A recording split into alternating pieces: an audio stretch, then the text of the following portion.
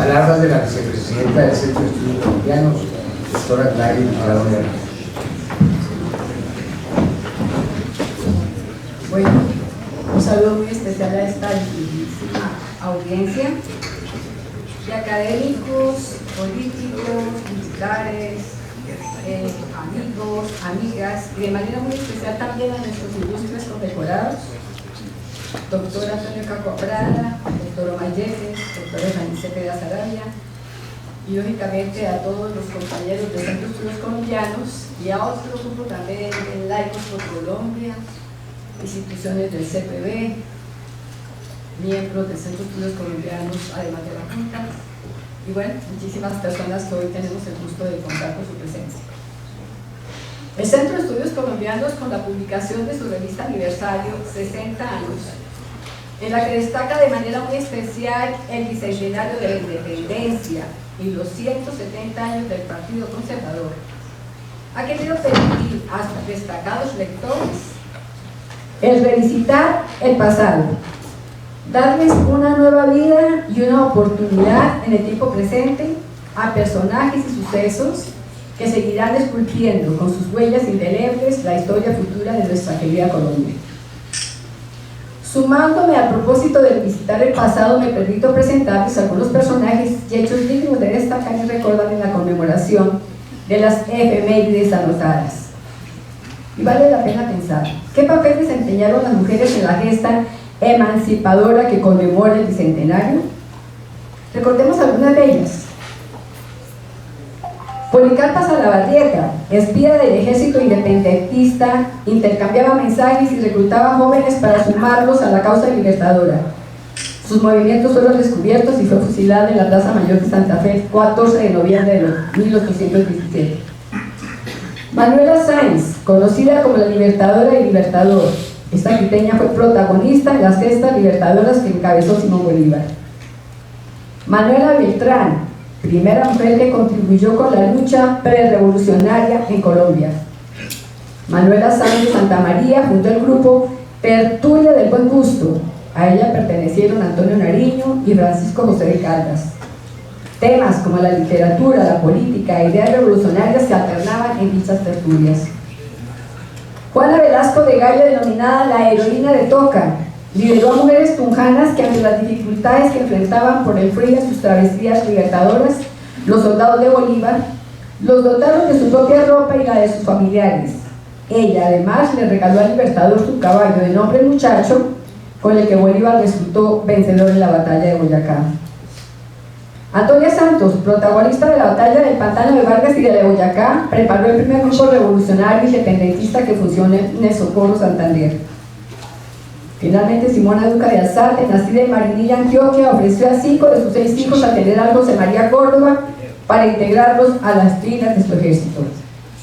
Las anteriores heroínas dejaron trazado el camino de responsabilidad, compromiso, entrega, fortaleza y sacrificio, cualidades que caracterizan a la mujer colombiana.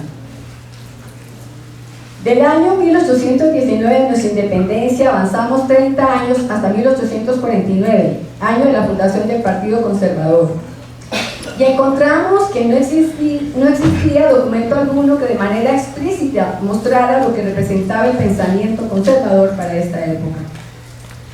Dos personajes destacados por sus calidades personales e intelectuales, don Mariano Espina Rodríguez y don José Eusebio Caro, elaboraron el manifiesto en el que se halla el ideario fundamental del partido, inspirado además por los filósofos clásicos Platón y Aristóteles y por los doctores del cristianismo Santo Tomás de Aquino y San Agustín. Este documento fue llamado Programa Conservador de 1849 y fue publicado en el periódico La Civilización. Es de gran importancia notar cómo Simón Bolívar, el libertador, también contribuyó al pensamiento conservador en aspectos que los conservadores enuncian como el realismo político contra la teoría. Son dignos de anotar el rechazo al federalismo, el apoyo a la creación de una república unitaria, la defensa de la religión y el apoyo al orden a través de gobiernos fuertes, estables y regidos estrictamente por la Constitución. En líneas generales destacamos algunos de los conceptos más importantes de su ideario fundador: legalidad contra la vía de hecho, moral cristiana contra el materialismo y el ateísmo, libertad racional contra la opresión y el despotismo monárquico, militar y demagógico, y seguridad contra la arbitrariedad. Con base en los lineamientos que sobre la moral cristiana caracterizan al Partido Conservador Colombiano, invito a reflexionar el por qué es fundamental al partido defender en su actuar político de manera comprometida los principios cristianos que le aportan un valor agregado, valor que le diferencia y le permite destacar dentro del ámbito político por el sentido ético que le aporta la defensa de dichos valores.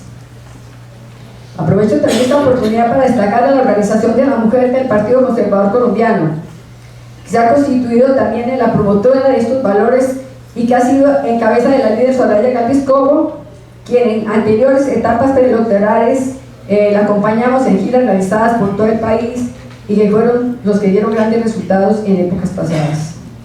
Aquí tenemos también a varias compañeras de esta Organización de la Mujer. También quiero aprovechar y permitirme hacerles un reconocimiento a la Iglesia Católica, que ha sido protagonista en la construcción del orden social y político de Colombia. Respetada vocera que goza de un eco significativo en la sociedad.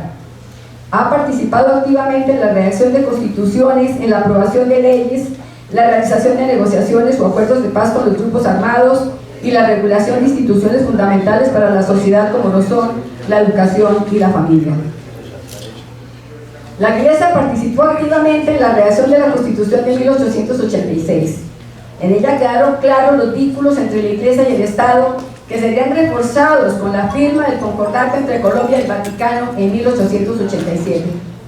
Durante este periodo, la Iglesia se erigió como el elemento de cohesión nacional, con el Dios católico como fuente de toda autoridad. La Constitución y el concordato eliminaron el matrimonio civil y el divorcio, devolvieron el control de la educación a la Iglesia y reversaron todas las medidas anticlericales y las leyes consideradas contrarias con la moral católica. En la década de 1930 el poder pasó a manos de los liberales nuevamente.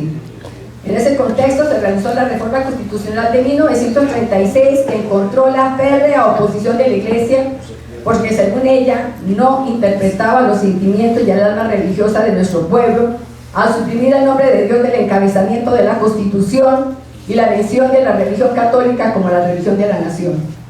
Entre los cambios principales se contemplaba la vuelta del divorcio y se suprimían los derechos de la Iglesia. En 1958, un año antes de la fundación de nuestro Centro de Estudios Colombianos, se firmó el Frente Nacional y de ello emanó un acuerdo entre los partidos que estipulaba que liberales y conservadores se turnaran por 16 años en el poder, en el plebiscito que consagró dicho pacto, y allí se reconocía a Dios como fuente suprema de toda autoridad, y se establecía que los dos partidos, liberales y conservadores, reconocían en la religión católica una de las bases de la unidad nacional. Durante los años del Frente Nacional, las transformaciones políticas y estructurales condujeron a un retroceso en la intervención de la Iglesia en los asuntos sociales y políticos, lo que constituyó una crisis del modelo de presencia de la Iglesia Católica en la sociedad colombiana, con la pérdida del control de instituciones como la familia y la educación, pilares de una sociedad organizada. Esta tendencia continuó hasta finales de los 80, cuando dos situaciones determinaron el regreso del protagonismo de la Iglesia. Primero, la Asamblea Nacional Constituyente y la nueva Constitución del 91, y segundo, la agudización del conflicto armado y las negociaciones de paz con algunas guerrillas. La Iglesia hizo propuestas y orientó múltiples acciones para evitar que el relativismo y el permisivismo tuviera eco en la Asamblea. La Iglesia pretendía que en el texto final se rechazara el aborto y la eutanasia, y se mantuviera el nombre de Dios en el principio del texto y se creara una legislación de protección a la Iglesia Católica. Los obispos insistían en que los constituyentes deben buscar que la nueva carta haga posible la construcción de una sociedad más acorde con el respeto a las exigencias éticas, naturales y cristianas y los valores fundamentales. A pesar de estas intenciones, se consagró la separación entre Iglesia Católica y Estado. Se consagraron la igualdad total de todas las religiones e iglesias frente a la ley, la libertad de conciencia y la no obligatoriedad en la educación religiosa en instituciones educativas. Somos espectadores protagonistas o víctimas de las consecuencias de esta Constitución de 91. Ha sido la causante de la destrucción de la familia y de lo que se ha denominado la cultura de la muerte. Finalmente, propongo las siguientes reflexiones. Somos miembros de una nación laboriosa y valiente, nación que no se amaina al primer ruido, que por grandes que sean las adversidades, es más grande su deseo de progresar y de triunfar. Analizar el pasado también tiene que ser la oportunidad para reconocer que existen problemas que se crecieron, problemas que envejecieron mal y que en repetidas ocasiones se han transformado en terribles amenazas. Una de estas amenazas, y posiblemente la más grave y de peores consecuencias, es la ignorancia. Federico García Lorca, cuando fue a inaugurar la biblioteca de su pueblo, Fuentevaqueros, en España, dijo: hay que entregar un pan y un libro, porque no hay peor hambre que el hambre de conocimiento que no se puede saciar. Muchas gracias.